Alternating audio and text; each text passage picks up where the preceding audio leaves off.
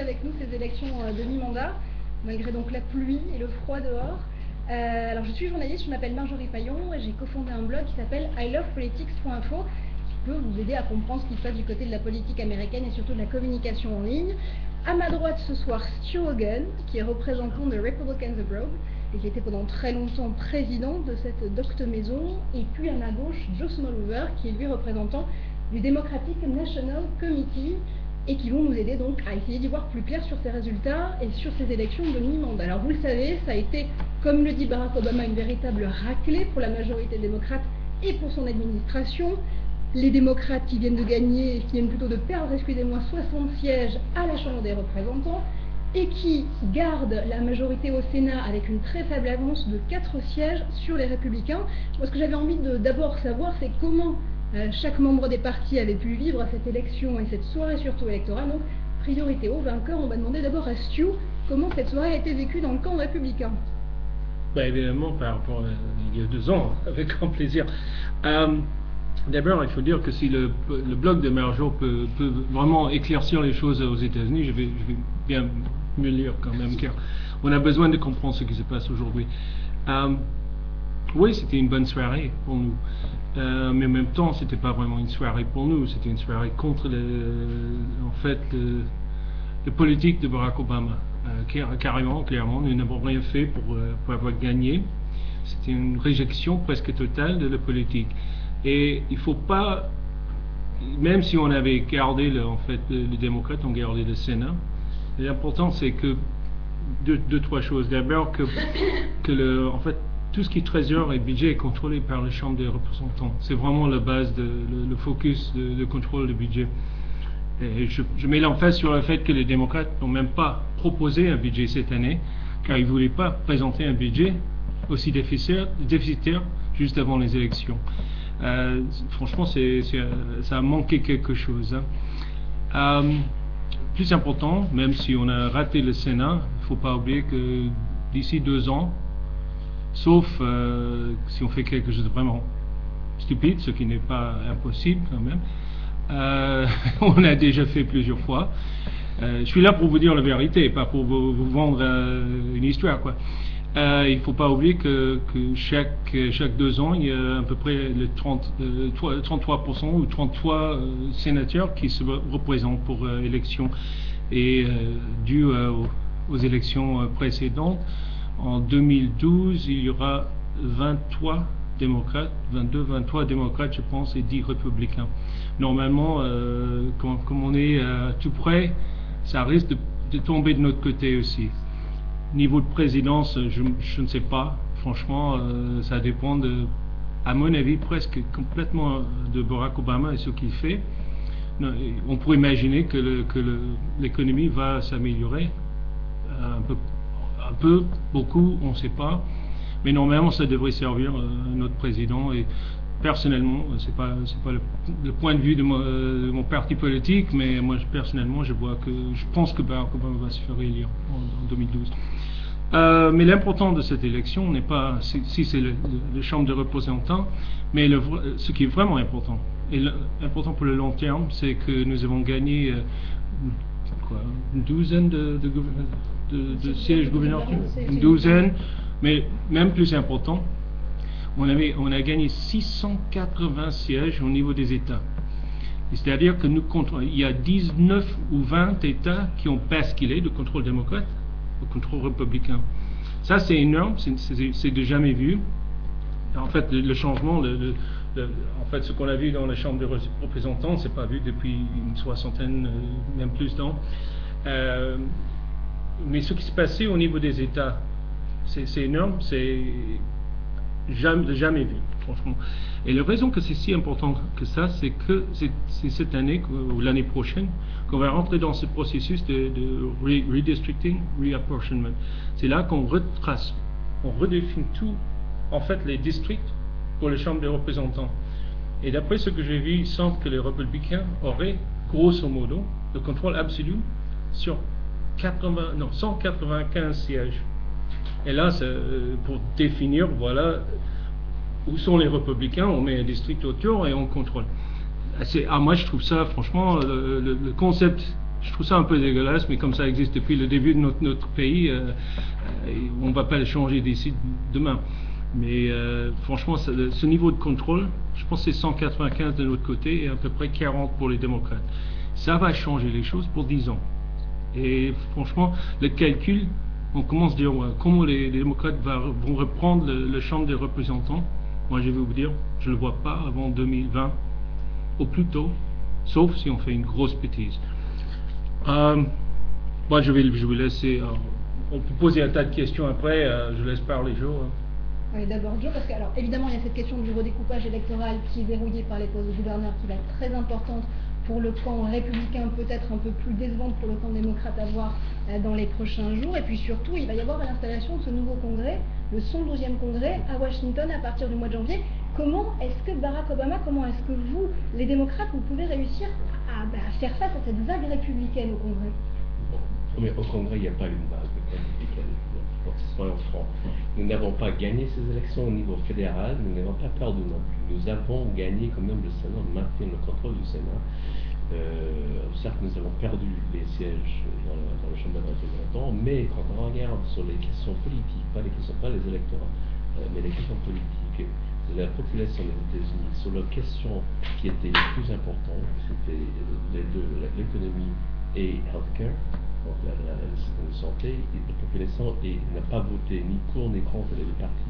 Ils ont voté 48-48 concernant la notion de santé, c'était pour important, mais il y a 48% qui veulent maintenir la chose exactement comme elle est et 48% qui veulent la bouger. Donc ce n'était pas une grosse victoire pour les républicains. 67%, ni pour notre président. Non, mais tu ne peux pas parler de raz-de-marée là-dessus. 67% de la population estime que la crise économique est la faute des républicains ou des banques. Il y a 23% qui estiment que c'est la faute des démocrates et d'Obama. Donc sur ce plan-là, nous n'avons pas perdu, la population est toujours avec nous et ils croient également que les démocrates sont beaucoup plus capables de résoudre les problèmes économiques du pays que les républicains. Bon, par contre, et nous avons dans les deux États où les crises économiques étaient le plus épouvantables, à savoir en Californie et en Nevada, nous avons gagné le sénateur et en Californie aussi les élections pour le gouverneur.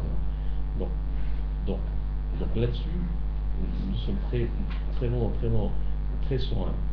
Je suis d'accord avec Stu que s'il y a eu un raz-de-marée, s'il y a un problème, c'était au niveau local.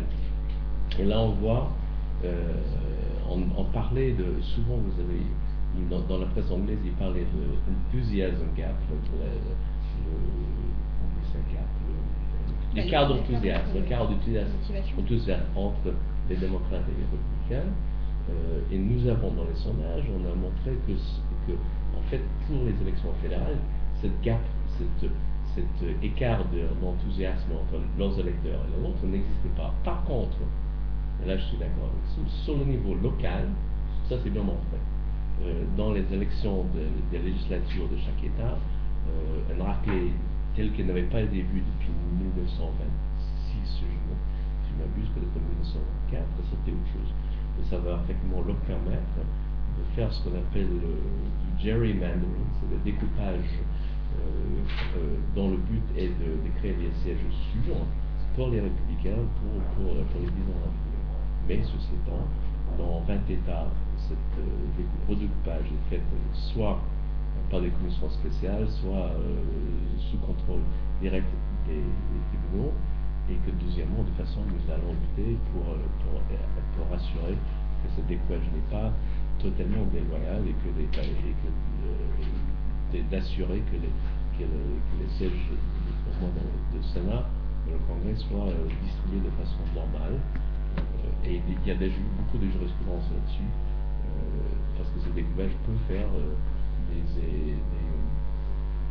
des circonscriptions extrêmement bizarres. Il y a, par exemple, en Caroline du Nord, il y a une circonscription qui suit pendant 75 miles l'autoroute. Et qu'est-ce que c'est que ça? Mais en fait, c'est parce que ça traverse une région très pauvre. Il y a beaucoup de gens relativement pauvres qui vivent pas très loin de cette autoroute. Ils ont tous certaines choses en commun, même si c'est une idée relativement bizarre. C'est pas une municipalité, mais comme mais on va voir, on va lutter pour éviter que ça se passe de façon totalement déloyale. Alors, en parlant justement de pratiques déloyales, une des grandes questions qui se pose et qui a été soulevée directement dès le 2 novembre au soir par John Boehner, qui va être le prochain House Speaker à la Chambre des représentants, c'est la question justement de la réforme du système de santé de Barack Obama. John Boehner l'a dit de façon très claire, une d'ailleurs des priorités des républicains en arrivant à la Chambre des représentants, si ce n'est au Sénat, c'est d'abolir Obamacare. Est-ce que d'abord c'est possible de façon législative aux États-Unis? Est-ce qu'on est dans un contexte et surtout dans une forme législative où il est possible d'abolir comme ça une réforme qui vient d'être votée et qui n'est pas encore en activité? Et qu'est-ce que ça impliquerait du point de vue vraiment des électeurs qui vont devoir repasser aux urnes dans 2 ans? Je peux répondre? Oui. La réponse c'est impossible. Donc moi, avant 2012, la bonne et simple raison, c'est que pour abolir cette loi, il a besoin de l'accord des 2 chambres et le président qui peut donner son veto. Et Obama a dit immédiatement, s'ils essaient d'abroger cette loi, je donnerai mon veto. Et pour contourner un veto, le Congrès a besoin de 2 tiers dans chaque chambre pour contourner le veto d'un président. Ils n'ont pas les 2 tiers ni aux chambres de représentants ni au Sénat. Donc pendant 2 ans, en tout cas, la réforme ne sera pas du tout abrogée. Par contre, il y aura éventuellement certaines petites retouches, surtout qu'ils vont essayer de faire. Et McConnell, il en dit ce week-end, ce qu'ils vont essayer de faire, c'est de faire mourir la loi de façon différente, en l'étrangeant financièrement, en supprimant les agents du Internal Revenue Service qui pourraient vérifier effectivement si ou non les gens ont respecté leurs obligations, en supprimant d'autres finances pour les départements qui doivent aussi agir dans Health and Human Services par exemple, en supprimant également des agents qui vont vérifier au niveau d'assurance. Parce qu'une chose aussi qu'on n'a pas vu, la plupart des gens ne savent pas dans cette réglementation, c'est que même si les banques sont réglementées par l'État fédéral depuis déjà une centaine d'années, les sociétés d'assurance ne le sont pas. Et pour la première fois dans l'histoire des États-Unis, les sociétés d'assurance tombent sur l'égide du gouvernement fédéral. Et les républicains ne détestaient pas, par exemple, dans l'État d'Alabama, parlons de le capitalisme et la concurrence, etc. Dans l'État d'Alabama, il y avait une seule société d'assurance qui était agréée par l'État. Oui, bien sûr, et c'est les démocrates qui ont bloqué en fait la compétition inter-État. Comment vous pouvez dire ça? Pas du tout. Vous n'avez pas changé la loi, vous avez bloqué ça. C'est les républicains qui ont refusé et qui ont lutté pendant très longtemps là-dessus. Ouais, dans l'État fédéral, maintenant, on dit voilà, maintenant sur les questions d'assurance, c'est l'État fédéral qui va gérer ça, pas seulement pour la santé d'ailleurs, mais pour d'autres secteurs, pour tous les secteurs de l'assurance également. Et ça, c'est aussi quelque chose que les républicains n'ont pas du tout aimé et qui vont essayer aussi d'étrangler. Donc ils ne vont pas pouvoir abolir la loi, mais peut-être empêcher l'administration de l'appliquer dans la mesure du possible. Ta réponse, maintenant, parce que tu vas pouvoir répondre à Joe. D'accord. Je dirais qu'il y a beaucoup de choses dans le soi-disant réforme de système de santé aux États-Unis qu'on aime pas mal. C'est en fait qu'on évite ce problème de pre-existing conditions, on élimine cette question de quelqu'un qui perd leur assurance, le moment qu'ils tombent malades, possibilité d'inclure les enfants jusqu'à l'âge de 26 ans sur la police des parents, sinon pas d'autres couvertures, un tas de choses. On aurait pu faire ça tout ensemble, sans problème, je pense. Mais franchement, c'est le sens des Américains, la plupart des Américains aujourd'hui, qu'on passe d'un système de free market, de capital